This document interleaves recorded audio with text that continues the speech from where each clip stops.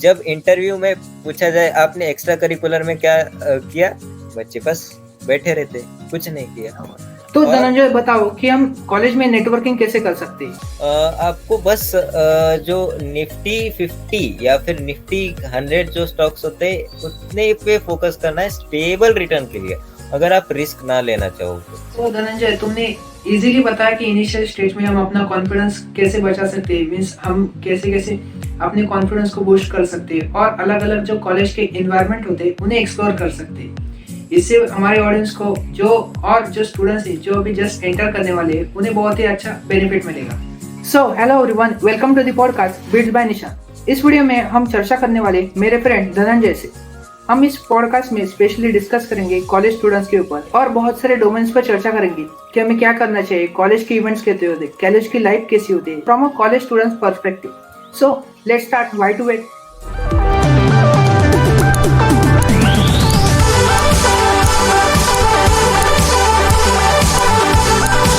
Well, आप सब लोग मुझे तो जानते होंगे, but have some introduction about Dhananjay. It will be better if Dhananjay introduce himself. So Dhananjay, I will request you to introduce yourself. Thank you so much, Nishant. Thank you so much.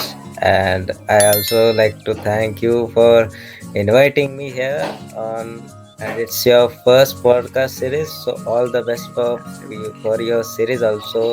You are doing a great job here. You are doing lot of hard work. I see your videos. And let me introduce myself now. Hello everyone. Myself Dhananjay Satanure.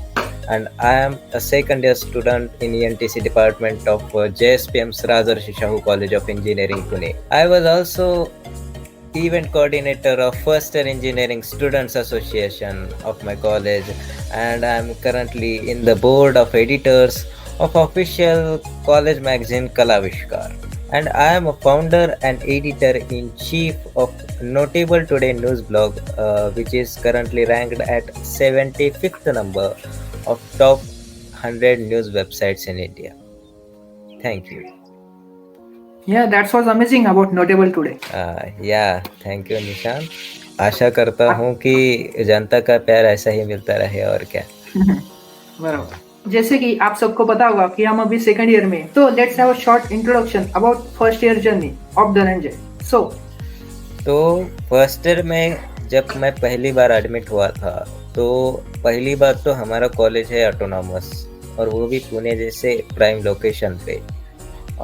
जब मैं colleges search करता था और जिस किसी ने भी मुझे एडवाइसेस किए, तो एक बम्बार्ड किया जाता है स्टूडेंट्स के ऊपर कि कॉलेज आपको सपोर्ट नहीं करेगा, आपको खुद से सब करना पड़ेगा। Right, I am right?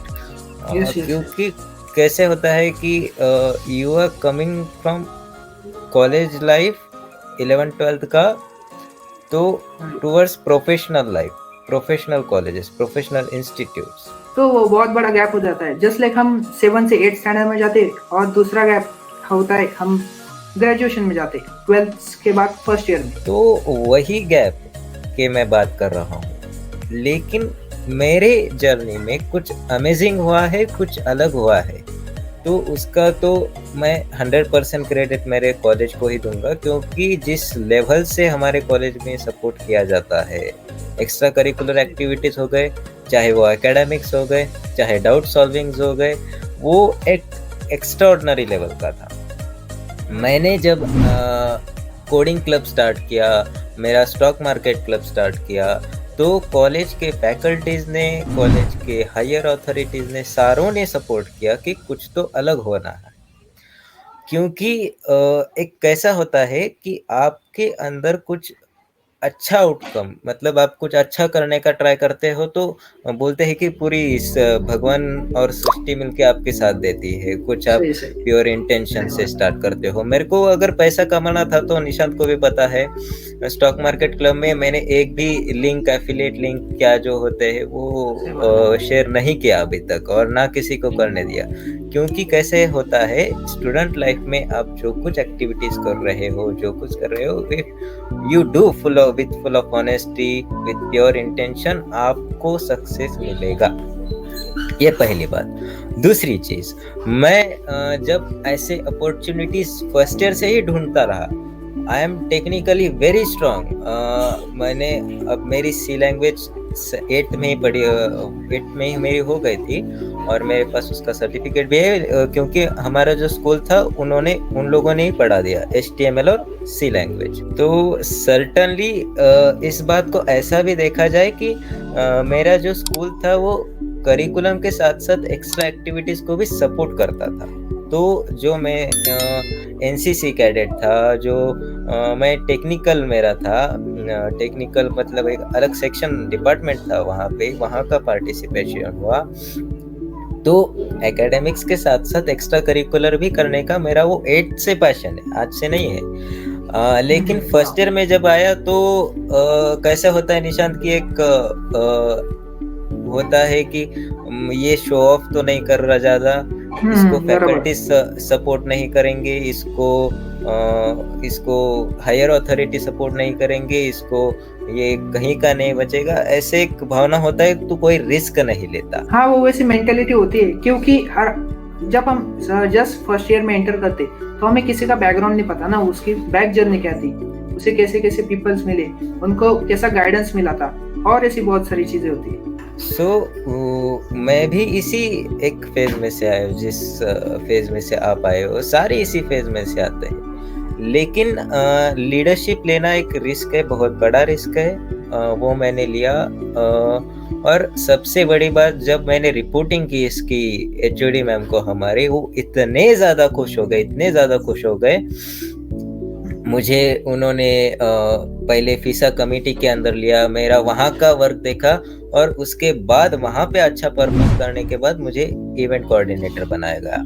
ये सब कुछ एकेडमिक्स मेंटेन करते हुए चला है। तो जो रिजल्ट है वो काफ़ी ज़्यादा अच्छा है। वो ऑटोनॉमी का एक बेनिफिट होता ही है कि रगड़वाया बहुत जाता है, मेहनत बहुत करनी पड़ती है, बट जो ओवरऑल रिजल्ट मिलता है वो सेटिस्फैक्ट्री होता है।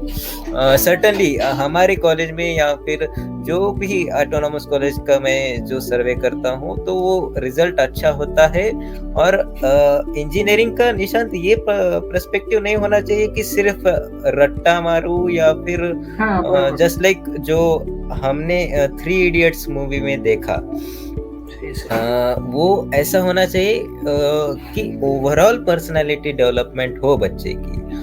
इसमें फिर ह्यूमन वैल्यूज एंड इथिक्स भी आएगा। अभी हमें 4th सेमेस्टर में सब्जेक्ट है 25 मार्क्स का ह्यूमन वैल्यूज एंड इथिक्स, क्योंकि निशांत क्या हो रहा है, एजुकेशन सिस्टम का पहला जो एम है वो है अच्छे इंसान बनाओ।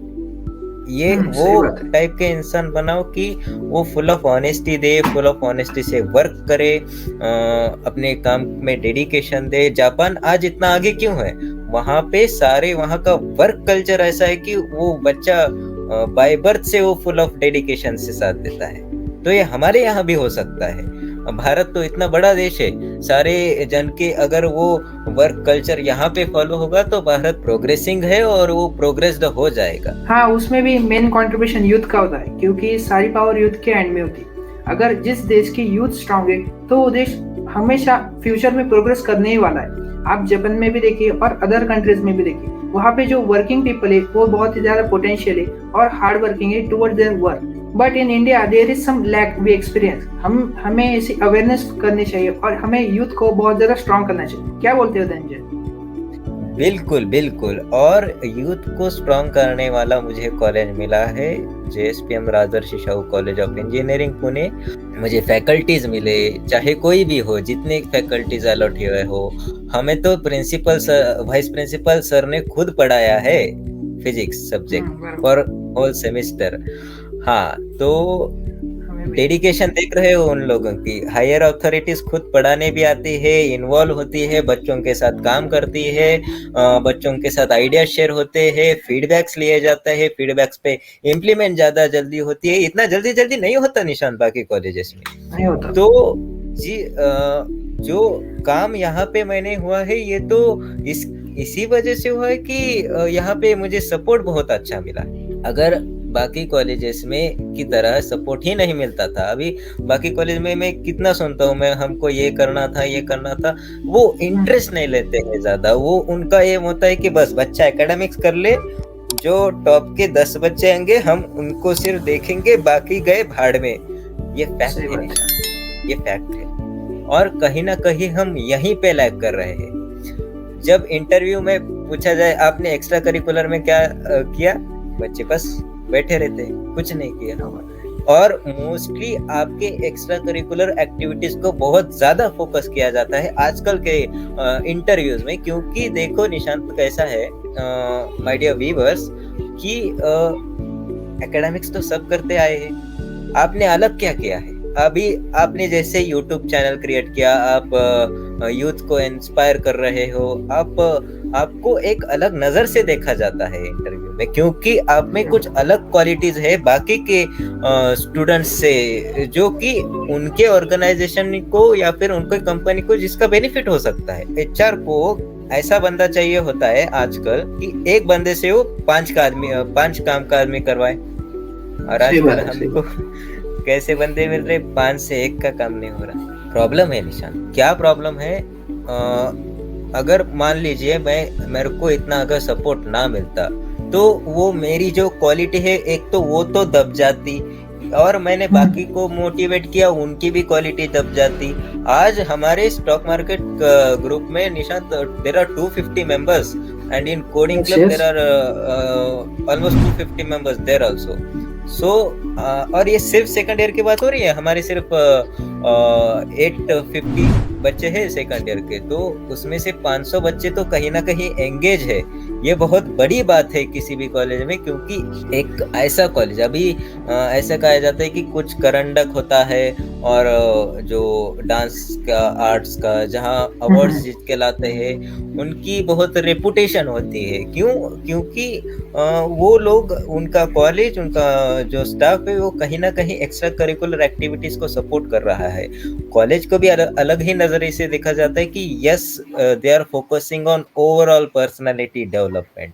ऑनलाइन में ये सब एक्टिविटीज हो गए तो you can just even imagine Nishant, अगर ऑफलाइन होते तो हम बहुत हार हो सकते थे, लेकिन वहां से बहुत अच्छा सपोर्ट आया है, ऑनलाइन ही सपोर्ट आया है। मेरी आज भी कन्वर्सेशन होती है, मेरा सब चैट होता है, इसी से होते हैं सारे चीजें, जिसमें कन्वर्सेशन भी आता है, हम इसी से चैट करते हैं, इसमें फोन पे बातें करते हैं। नहीं मैम ये ऐसा करना है, नहीं सर ये ऐसा करना है, सर ये बहुत अच्छा चल रहा है, इसको और अच्छे से कीजिए। तो कहीं ना कहीं ये चीजें इन्फ्लुएंसेबल है कॉलेज के लिए। और कॉलेज भी ऐसे बच्चों के तलाश में होता है, ये बात ध्यान रखिएगा। कॉलेज ऐसे बच्चों को प्रमोट करने में कसर नहीं छोड़ता। अगर जेएसपीएम जैसा कॉलेज मिला तो, अगर नहीं मिला तो आपका नसीब हो। तो फर्स्ट ईयर का तो यही एक्सपीरियंस बोलूंगा। और मैं कलाविष्कार और इवेंट कोऑर्डिनेटर का कुछ एक्सपीरियंस बताना चाहूंगा। कलाविष्कार तो हमारा ऑफिशियल मैगजीन है, और मेरा सौभाग्य है कि मैं डिजिटल सेक्शन में एज एन एडिटर काम कर रहा था। तो वहाँ पे जो एक्सपीरियंस हुआ है, तो ये तो ऑफिशियल वर्क है। और इवेंट कोऑर्डिनेटर का जो वर्क है, तो आप इवेंट्स कैसे ऑर्गेनाइज करते हो, आपको क्या प्रोफेशनल वे होता है उसका, आपको फीडबैक्स में कैसे इम्प्लीमेंट करना पड़ता है, आप कहाँ कम गिर रहे हो, आपको एज एन 100% होता आपको 1000% देना पड़ता है। निशांत हमारे 11 बजे तक हम मीटिंग्स लेते थे, एंकरिंग की प्रैक्टिस करते थे, तो वो सर्टनली वो स्किल भी डेवलप हो जाती है, और जो मैनेजमेंट का एक पार्ट होता है वो भी डेवलप हो जाता है। ये बहुत सही बात बोली आपने। हमारी कॉलेज का एक ऐसा अलग ही है, क्योंकि उन्होंने स्टूडेंट्स को बराबर से सिलेक्ट किया है। मीन्स जिनमें पोटेंशियल है उनके पोटेंशियल को इंक्रीज करने में वर्क किए। अगर मैं एक्सपेक्ट कर सकता था कि अगर हमारी यही कॉलेज ऑफलाइन होती तो और ज्यादा अपॉर्चुनिटीज होती, बट नो डाउट हमारे कॉलेज में ऑनलाइन चलते ही बहुत सारी ऐसी फैसिलिटीज हमें प्रोवाइड की। मेरी ऐसी मनोकामना है कि जब भी आप फर्स्ट ईयर में आओ, और विशेषतः राजर्षि शाहू पुणे जैसे कॉलेज में, तो आप आउटपुट दीजिएगा, आपको सपोर्ट 1000% मिलेगा कॉलेज की तरफ से। तो यही मेरा एक्सपीरियंस है। बिलीव मी, इट वाज इससे ज़्यादा ऑनलाइन, अभी ठीक है ऑनलाइन है, लेकिन इससे ज़्यादा तो फर्स्ट ईयर में कुछ एक्सपेक्ट भी नहीं कर सकता था। Thank you. सो तुम्हारी फर्स्ट ईयर की जर्नी तो बहुत अमेजिंग थी, बट यहाँ पे हमने एक पॉइंट नोटिस किया कि हमारा जो पूरा वर्क रूटीन था, मीन्स हमने जो पूरी एजुकेशन ली फर्स्ट ईयर से अभी तक, वो सारी ऑनलाइन थी। क्या आप बता सकते हैं कि ऑनलाइन एजुकेशन के आपको क्या प्रॉन्स लगते हैं, क्या कॉन्स लगते हैं, मीन्स क्या इंप्रूवमेंट होनी चाहिए, और कुछ ऐसी बातें जो हमारे कंट्रोल में नहीं है, हमें उसे एक्सेप्ट करना चाहिए। हाँ, तो निशांत देखो कैसा है, ऑनलाइन एजुकेशन सिर्फ हम या एज अ कॉलेज या फिर एज अ स्पेसिफिक रीजन या फिर सिर्फ स्टेट नहीं ले रहे या फिर सिर्फ एज अ कंट्री नहीं ले रहे, ये पूरी वर्ल्ड की प्रॉब्लम है। तो सही बात है। ऐसा ऐसा ना समझा जाए इसको कि बस अब तो सिर्फ खत्म है, पूरी दुनिया खत्म है। पूरी दुनिया इस एक्सीडेंट से बाहर निकल चुकी है। आपको सपोर्ट करना पड़ेगा, आपको डिमोटिवेट नहीं होना है, आपको खुद को मोटिवेट रखना है। अब क्या होगा ज़्यादा से ज़्यादा, ऑनलाइन एजुकेशन में तो बहुत बेनिफिट भी है, जो कि अब जो मैंने एक्टिविटीज़ किया है, सर्टनली एक एक्टिविटी करने को मान लेते हैं 10 घंटे लगते हैं, तो ऑनलाइन में वो कम 7-8 घंटे में हो जाता है मिनिमम, क्योंकि जो आपके फ्लेक्सिबिलिटी मिलती है टू वर्क फ्रॉम होम, तो डेडिकेशन और वर्क एफिशिएंसी में उसका रिजल्ट दिखता है।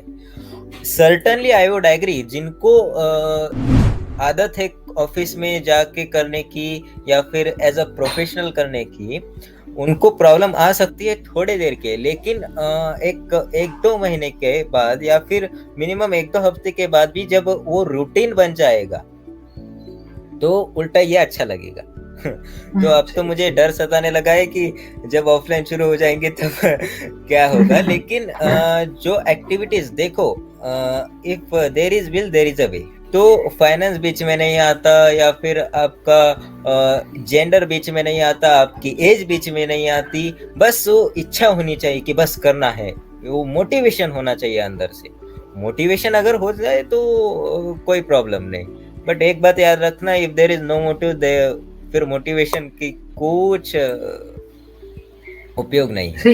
तो सही बात है, अच्छा, कुछ गोल होना चाहिए तभी हम कुछ प्रोग्रेस करते हैं, हमें भी अंदर से कुछ फीलिंग होती है कि हमें कुछ करना चाहिए, ऐसी प्रोग्रेस होनी चाहिए, तो वो जो रूट होता है वो अपने आप मिलते जाता है। कुछ नुकसान भी है निशांत की, देखो अभी पूरे वर्ल्ड की जो वर्क एफिशिएंसी है, मुझे वहां पे जरा डाउट लग रहा है, क्योंकि मान लेते हैं निशांत तुम 12 साल पढ़ाई कर रहे हो, करते जा रहे हो, एकदम से तुमने 1 साल ड्रॉप कर दिया, मतलब पढ़ाई नहीं की बिल्कुल, तो वो 12 साल में जितना तुमने कमाया था उसको ही मेंटेन करने में तुम्हारे और 2-3 साल लगेंगे जब आप रिज्यूम करेंगे तो। और ऑनलाइन में ये एक प्रॉब्लम होता है कि मान लीजिए लेक्चर्स हो रहे हैं, लेक्चर जो हमारे प्रोफेसर से उनको एक ये नहीं होता कि सामने वाला कर क्या रहा है, वो बस बेचारे पढ़ाते जाते हैं और वैसा चलता जाता है। लेकिन यहाँ पे जरा डिसएडवांटेज है, हमने ओवरकम कर लिया निशान, तो कुछ घबराने की जरूरत नहीं है, everything will be on fine. एक 5-6 महीने दो, जब रिज्यूम सब हो जाएगा उसके बाद 5-6 महीने तो ज्यादा नहीं है, इतना बड़ा कोविड को हमने एक्सीडेंट को फेस किया है, तो 5-6 महीने तो देने को कुछ प्रॉब्लम नहीं, जब रूटीन हो जाएगा तो सब ठीक हो जाएगा, ऑटोमेटिक सब रूटीन में आ जाएगा, तो सब पहले जैसा फील करने लगेंगे हम, होप कंडीशंस विल बेटर सून। सो तुम्हारी फर्स्ट ईयर की जर्नी तो बहुत एक्सपायरिंग थी और बहुत सारे तुमने अलग अलग सोर्सेज दे दिए जो लोगों को पता नहीं होते, मीन्स जो स्टूडेंट्स आते उन्हें पता नहीं होता कि हम कॉलेज में इतनी इतनी चीजें एक्सप्लोर कर सकते, इतना हमें एनवायरनमेंट देता है, सिर्फ हमें उन्हें ढूंढने की जरूरत होती, तो इससे हमारे ऑडियंस को बहुत अच्छा बेनिफिट होगा। वेल, आप सबको पता है कि बेसिकली जो हमारी ऑडियंस है वो कॉलेज से रिलेटेड है। Now let's go to some college points. अब हम कॉलेज के अलग अलग ऑप्शंस एक्सप्लोर करते हैं, मीन्स हम कौन कौन से डोमेन्स ले सकते हैं और बहुत सारे साइड हसल्स के ऑप्शन है, उनमें देखते धनंजय क्या कहता है, उनकी राय लेते। सो धनंजय। हाँ, तो निशांत, जैसे मैंने कहा कि आप मैगजीन में आर्टिकल का एडिटर होना, वो अपॉर्चुनिटी मत मिस कीजिएगा फर्स्ट ईयर में।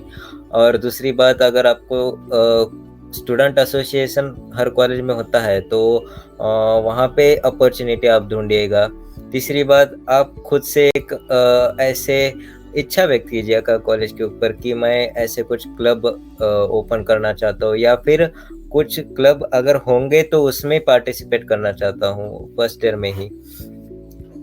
या हमारे तरफ जैसे निशांत की रंगभूमि और हिप हॉपर्स की टीम होती है, जो डांस और ड्रामा ये सब आर्ट वो देखते हैं, कल्चरल एक्टिविटीज देखते हैं, वहाँ पे आप ट्राई कीजिए। बस प्रॉब्लम ये है कि स्टूडेंट्स फर्स्ट ईयर है अभी से क्यों करना बोल के कुछ बैकआउट कर लेते हैं, कुछ करते नहीं है। ऐसी गलती मत कीजिएगा, ऐसा मुझे लगता है, क्योंकि आपको ऐसे देखा जाता है कि ये लड़का फर्स्ट ईयर से इतना कर रहा है, ठीक है, आप बस वो मेंटेन करके चल ही जाएगा। वो मेंटेन करना इतना ज्यादा हार्ड नहीं होता जितना सेटअप करना होता है। तो ये सारी बातें हो गई हमारे कॉलेज से रिलेटेड, बट कॉलेज में एक फैक्टर बहुत इंपॉर्टेंट होता है नेटवर्किंग का, कि क्योंकि जब हम कॉलेज में आते हैं तो हमारे पास कुछ ऐसा खास नेटवर्क नहीं होता, हम बहुत सारे लोगों को नहीं जानते, जिससे हमारे फ्यूचर में भी हमें बहुत सारी अपॉर्चुनिटीज मिलती है। उन लोगों से हमें बहुत ही गाइडेंस मिलता है, जिससे कि हमें लाइफ में बहुत सारी हेल्प होती है। तो धनंजय बताओ कि हम कॉलेज में नेटवर्किंग कैसे कर सकते हैं? सबसे पहली बात निशांत की, जब जिस दिन आप कॉलेज में एडमिट होते आते हो, एक दो दिन आप ठीक है सेट होने के लिए लीजिए, लेकिन लिंक्डइन का अकाउंट जरूर बनाइएगा। एक दो दिन मैक्सिमम बता रहा हूँ, उससे पहले किया तो इट इज अप्रिशिएटेड, क्योंकि लिंक्डइन एक ऐसा प्लेटफॉर्म है जहाँ पे आप बड़े बड़े लोगों से कनेक्ट हो सकते हैं। कुछ स्टार्टअप्स के फाउंडर्स हो गए, एंटरप्रेन्योर्स हो गए, मोटिवेशनल स्पीकर्स हो गए, फ्रीलांसर्स हो गए, प्रोजेक्ट मैनेजर्स हो गए, आपको तरह तरह के लोग मिलेंगे। उनकी प्रोफाइल्स देखिए, उनसे कनेक्ट होइए, हो सके तो उनसे बात कीजिए। आपके कॉलेज में ही बहुत सारे ऐसे लोग हो सकते हो, आपको पता भी नहीं होगा। तो उन लोगों को एक्सप्लोर करने का एक प्लेटफॉर्म है लिंक्डइन। लिंक्डइन में आप जाइए, एक्सप्लोर कीजिए, और सर्टनली जब आपका नेटवर्क बढ़ेगा तब आपको बहुत अच्छा गाइडेंस मिलेगा कि ये करियर डिसाइडिंग फैक्टर में भी बहुत काम आता है कि ये ऐसा कर रहा है, यहाँ पे अपॉर्चुनिटीज इतनी है, यहाँ आगे जाके स्कोप है या नहीं, पैकेज रिलेटेड कुछ हो गया, या फिर ऐसे भी सुनने में आता है कि LinkedIn helped me to get this job, एक बैच आता है कुछ कुछ जगह पे, तो वो सर्टनली ड्यू टू नेटवर्किंग होता है कि नाम रिकमेंड हो जाते हैं। आपका जितना स्ट्रांग नेटवर्क होगा, आप उतना ज्यादा गाइडेंस आपको मिलेगा, आप उतने ज्यादा मैच्योर होंगे, आपको उतनी ज्यादा बात डिसाइड करने में इजी वे हो जाएगा, कन्वीनियंट हो जाएगा। तो LinkedIn is the best platform to start networking. इतना ही नहीं, आप खुद का एक ब्लॉग बना सकते हो। और निशांता, तुम जो अपने वीडियोस में साइड हसलिंग के अलग अलग आइडियाज देते हो, तो सर्टनली वो अगर इम्प्लीमेंट किया जाए उसको, ये चीजें बहुत काम आने वाली हैं किसी भी स्टूडेंट के लाइफ में।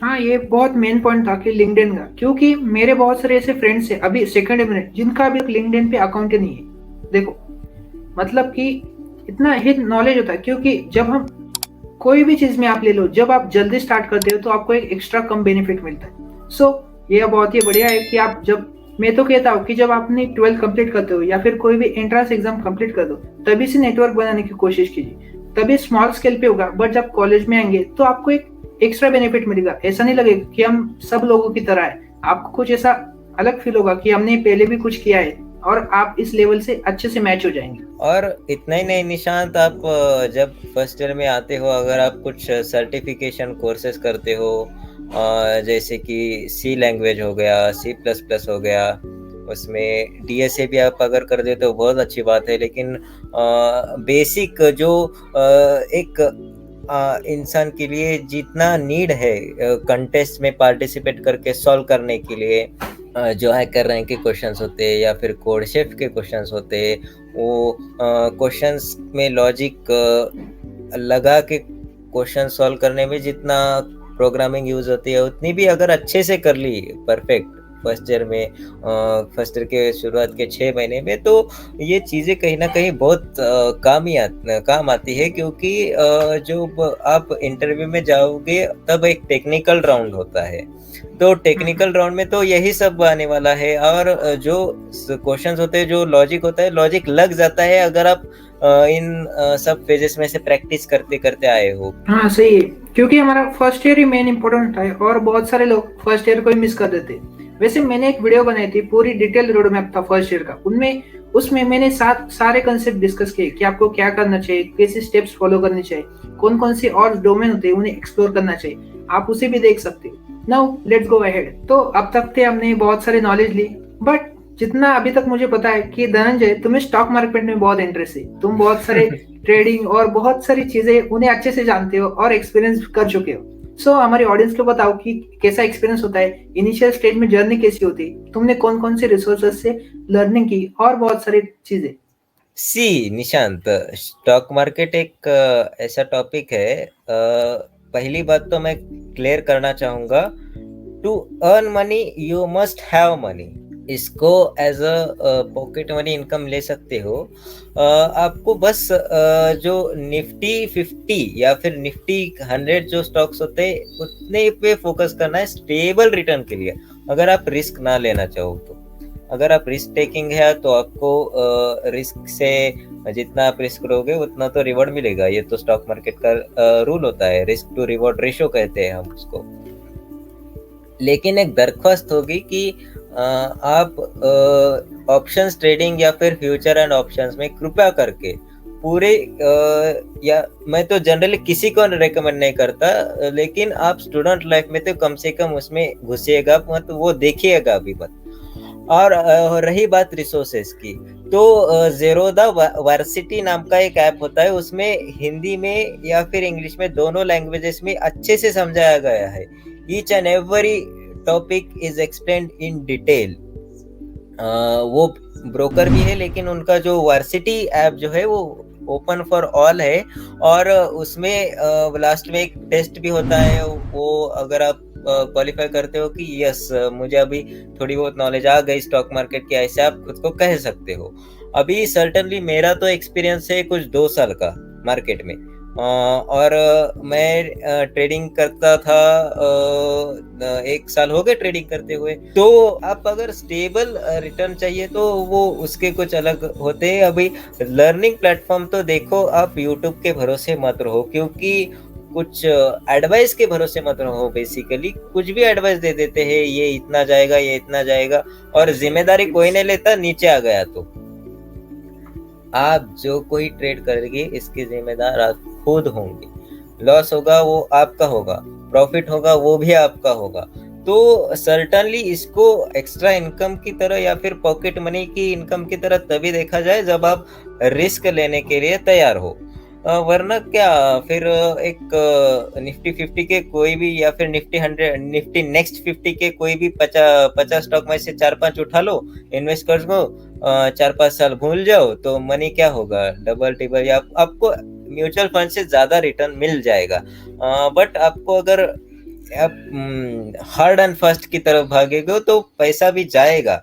ये 10,000 का 8,000 भी हो सकता है, 12,000 भी हो सकता है 1-2 महीने में, बट वो आपके रिस्क के ऊपर है।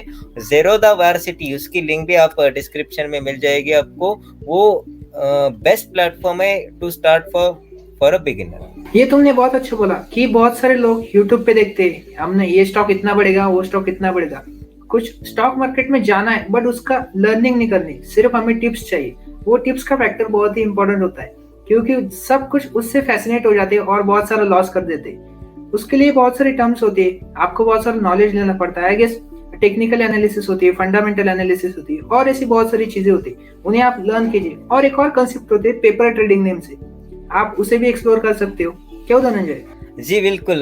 टेक्निकल एनालिसिस मतलब क्या होता है निशांत, जब आप शॉर्ट टर्म में ट्रेड करते हो और आप सिर्फ ग्राफ्स देख के, कैंडल स्टिक एनालिसिस से पिवट पॉइंट्स देख के, जब ब्रेकआउट जब होता है या फिर जो सपोर्ट जब ब्रेक होता है, रेजिस्टेंस जब ब्रेक होता है, तब एंटर एग्जिट करना, वो होता है टेक्निकल एनालिसिस। और फंडामेंटल एनालिसिस क्या होता है कि आप पूरा बैलेंस शीट जब पढ़ते हो अपने कंपनी की, आप प्रॉफिट एंड लॉस देखते हो, managing director, managing editor, board of director, किसका कितना शेयर होल्डिंग है, किस FII के कितने पास कितना शेयर है, DII के कितने शेयर है, ये सब चीजें फंडामेंटल एनालिसिस में आते हैं। जनरली आपको अगर शॉर्ट टर्म में इन्वेस्ट करना है तो टेक्निकल एनालिसिस प्रेफर्ड है, और लॉन्ग टर्म में करना है तो फंडामेंटल एनालिसिस प्रेफर्ड है। बट एक काम कीजिएगा, मैं कहता हूँ एक टेक्नो फंडामेंटल एनालिसिस एक पार्ट होता है कि दोनों देखो तो सेफ रहोगे। तो वो आप कीजिएगा, आपको अच्छा रिटर्न मिल जाएगा मार्केट से। मैं एक रिक्वेस्ट करना चाहूंगा कि हो सके तो आप इसको एज अ लास्ट ऑप्शन देखिएगा मनी मेकिंग में, क्योंकि क्या होता है निशांत, कुछ क्रेज में आ जाते हैं बच्चे और नुकसान हो जाता है, और पैसे जो होता है वो उनके पेरेंट्स का वगैरह वो, या फिर कहीं पे भी बचा बचा के चुप पे वो डाल देते हैं। तो वो अगर आदमी एक बार डिमोटिवेट हो गया तो उसकी स्टूडेंट लाइफ में भी असर होता है, मेंटल प्रेशर आता है उसकी, वो 10 जनों को बोलता है कि स्टॉक मार्केट बेकार है, खेलो मत, आओ मत, तो वो बैड इम्पैक्ट चले जाता है। पहली बात तो होती है lack of knowledge. Lack of knowledge होने की वजह से ही लॉस होता है, ऐसा मेरा मानना है। क्योंकि अगर आप नॉलेजफुल है तो लॉस क्यों हो गया? आपको कम मार्क्स एग्जाम में तभी आते हैं, मान लीजिए 100 मार्क्स का पेपर है, आपको 10 मार्क आ गए तो आपने पढ़ाई नहीं की। आपको 90-80 आ गए तो पढ़ाई की है, तो वो तो रिफ्लेक्ट होता है ना। कुछ बार लक का फैक्टर होता है, किसी का लक चमक जाता है तो वो उसे ही कंटिन्यू करता है कि मुझे सब आता है, मुझे सब आता है। लक के भरोसे कभी मत रहना, लक आज यहाँ है, कल कहाँ न जाने कहाँ है। तो देखो, ये जो स्टॉक मार्केट का टॉपिक है वो खुद में बहुत वास्ट है, और बहुत सारे नए नए कंसेप्ट है, और बहुत सारी टेक्नोलॉजी है। सो मैं इसके ऊपर आने वाले कुछ दिनों में बहुत एक अच्छी सीरीज लेके आने वाला हूँ, जिसमें हम बहुत सारे टेक्निकल्स और बहुत सारे एक्सपर्ट से भी डिस्कस करेंगे कि क्या होता है, हमें कैसे करना चाहिए, इनिशियल स्टेज में क्या करना चाहिए। तो अगर आपको इंटरेस्ट है कि मुझे ऐसा बनाना चाहिए तो जरूर कमेंट बॉक्स में मेंशन कीजिए। और तो और अभी तक आप अगर इस वीडियो को एंजॉय करें तो इस वीडियो को जल्दी से लाइक कीजिए और चैनल को भी सब्सक्राइब कर दीजिए। जरूर निशांत, मैं तो बहुत एंजॉय कर रहा हूँ इस वीडियो को, क्योंकि जब देखो निशांत, हमारे लेवल के आदमी के साथ जब आदमी जब बात करता है, या फिर हम स्टूडेंट्स बात करते हैं, और जो स्टूडेंट्स लिसनर्स भी होते हैं, तो वो अच्छा इम्पैक्ट जाता है, क्योंकि हम उनके लेवल पे जाके समझाते हैं ना उनको। ठीक है, तो ये एक्सपीरियंस पर्सन में ये कम चीज आएगा, क्योंकि वो उस टेक्नोलॉजी में इम्प्लीमेंट वो नहीं कर पाते, वो टॉपिक्स नहीं ला पाते। हमको क्या नीड है, हमारी क्या सोच है अभी के लेवल पे, हमारे लेवल का आदमी क्या क्या सोचता है, हम बहुत सारे फैक्टर्स, एक वीडियो बनाना मजाक की बात नहीं होता निशांत, बहुत सारे फैक्टर्स देखने पड़ते हैं। अभी इसी वीडियो को देख लो, ये वीडियो बनाने के लिए अपने हमें क्या क्या दिक्कतें आई है, क्या क्या मेहनत करनी पड़ी है। तो ये सारी चीजें निशांत जब हम करते हैं, जो हार्डवर्क करते हैं, तो उसका आउटपुट भी जब मिलता है तो अच्छा लगता है। और स्टूडेंट लाइफ में यही है कि आप हार्डवर्क कीजिए, आपको आउटपुट मिल जाएगा, वो रिफ्लेक्ट हो जाएगा, आपको कॉलेज में रिकॉग्निशन मिलेगा इस चीज का। एक जनरली एक ऑब्जर्वेशन हुई, मतलब कि जब कोई भी स्टूडेंट जस्ट एंटर करता है तो वो अलग अलग फील्ड से आता है, तो उसमें एक लैक होता है, मीन्स उसे खुद एक्सपीरियंस करता है वो कि मुझ में ये नहीं, इसकी वजह से वो बहुत सारी चीजें एक्सप्लोर नहीं कर सकता। वो होता है कॉन्फिडेंस, क्योंकि इस कॉन्फिडेंस की कमी की वजह से आप ऐसी बहुत सारी अपॉर्चुनिटीज मिस कर देते हो जिसमें आप एक्सीलेंट परफॉर्मेंस दे सकते थे। तो इस कॉन्फिडेंस के विषय में धनंजय, तुम्हारी क्या राय है? देखो निशांत, मैं तो 100% एग्री करता हूँ तुम्हारे इस विचार को, क्योंकि क्या होता है, जब आप कॉलेज में एंटर करते हो ना, ये सिर्फ एक दो महीने के लिए होता है, ये बात ध्यान में रखिएगा। ऐसी बात होती है, कॉलेज में डरना नहीं है किसी से। आपको आपके टीचर्स चाहिए तो सपोर्ट करेंगे, मेंटर करेंगे, उनके साथ अच्छे रिलेशन बनाइए, उनके साथ बातचीत कीजिए। आपके एकेडमिक्स के तो डाउट होते ही है।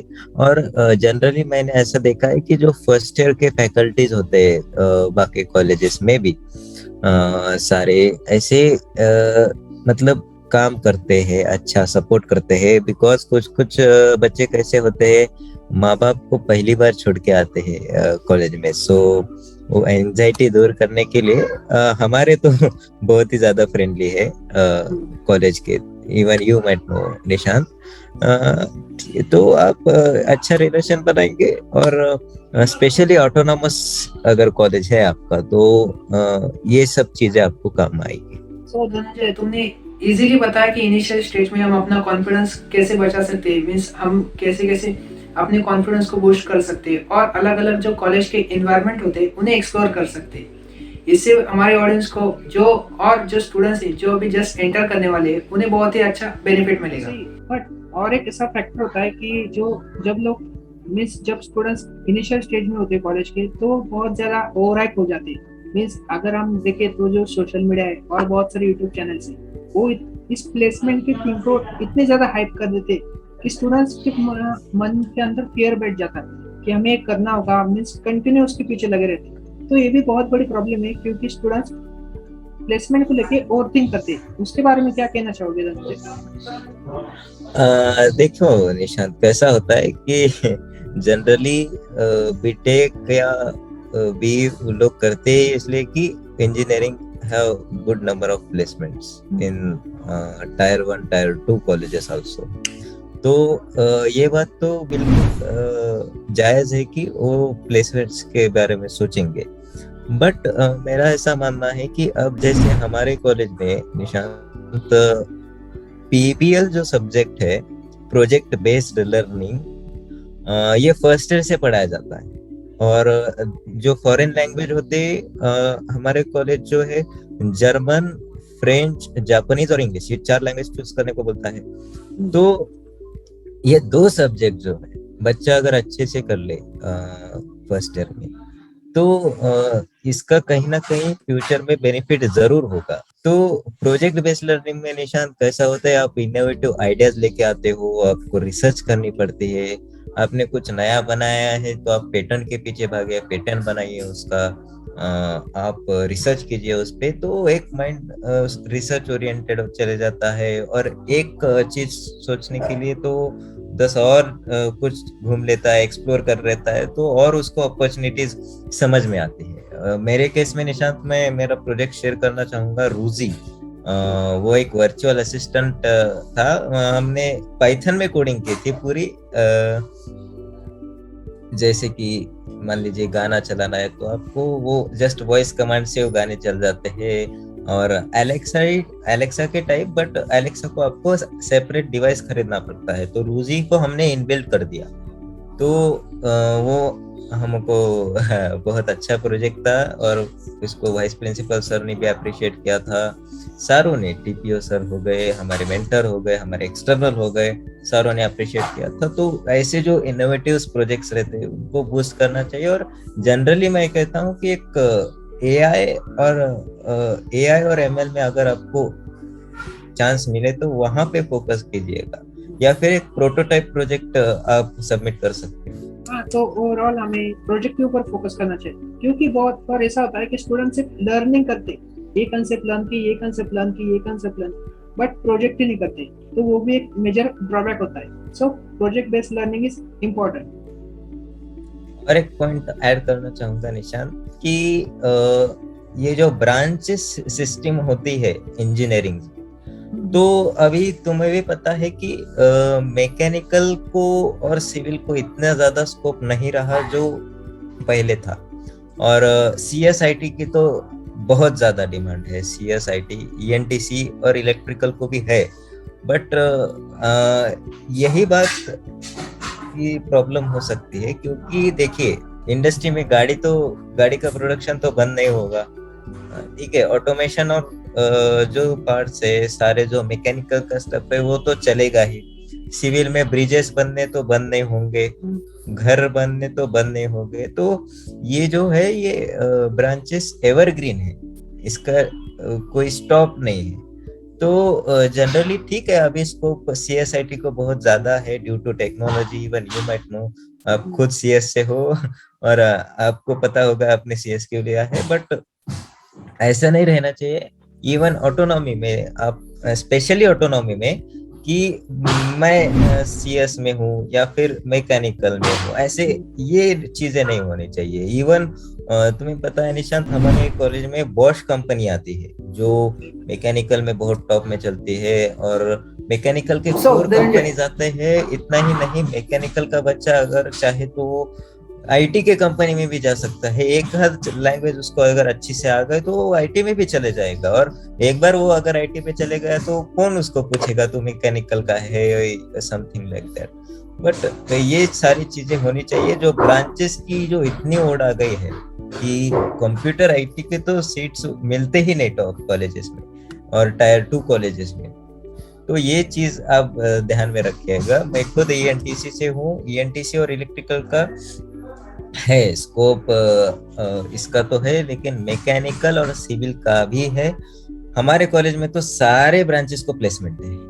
सो धनंजय, अब तक तो हमने इस वीडियो में बहुत सारी चीजें डिस्कस की, नेटवर्किंग से लेकर स्टॉक मार्केट तक, फाइनेंशियल लिटरेसी से, और हमारे कॉलेज के फर्स्ट ईयर के स्टूडेंट्स के रोड मैप के तक।